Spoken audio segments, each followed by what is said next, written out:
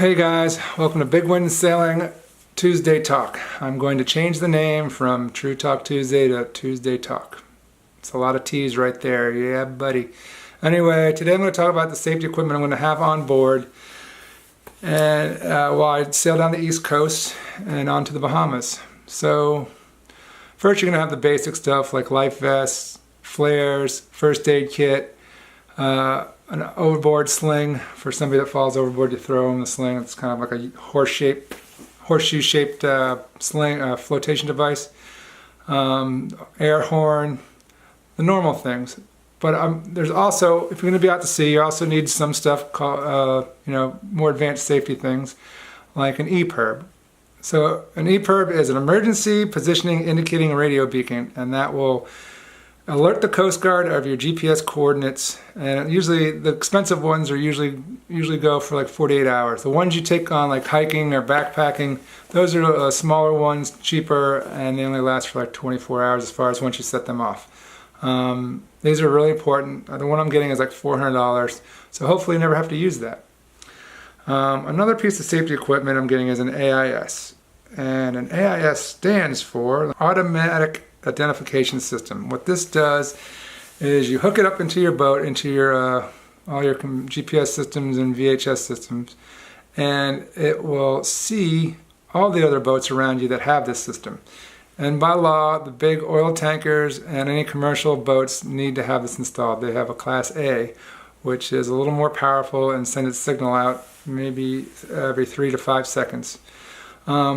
Sailing vessels and fishing, like not commercial, but like the sports fishing boats, the smaller things, you don't require to have an AIS unit.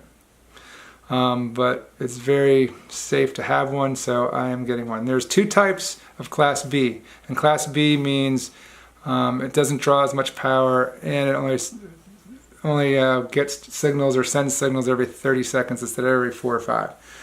So there's 2 types of those. You have a receiver. A receiver just shows you other vessels around you that have an AIS.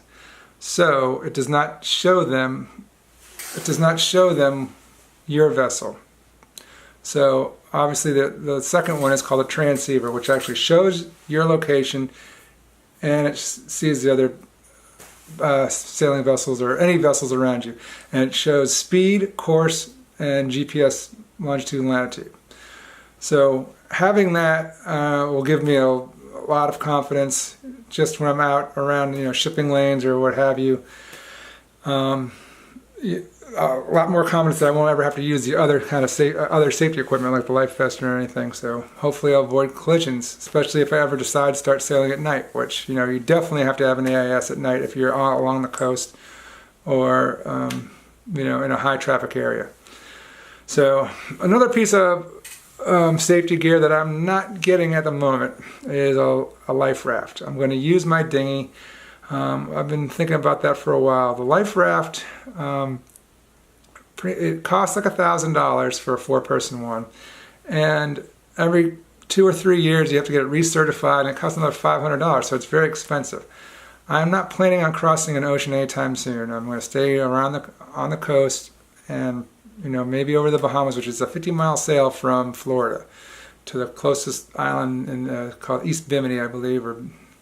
And so, unless I cross an ocean, I'm not going to get a life raft. I'll just go in the dinghy, hit the EPIRB, have enough gas, maybe make it a sailing dinghy so I can actually sail somewhere without having to use fuel, which is another idea I'm thinking about.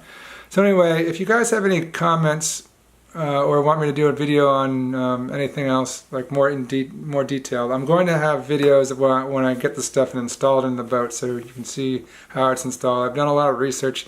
It's kind of confusing, especially the AIS. There's like 3 or 4 major brands.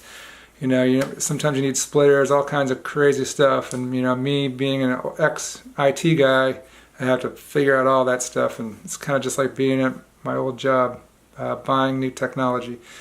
Anyway, so yeah, also these shirts right here, let me see if you can see them from me.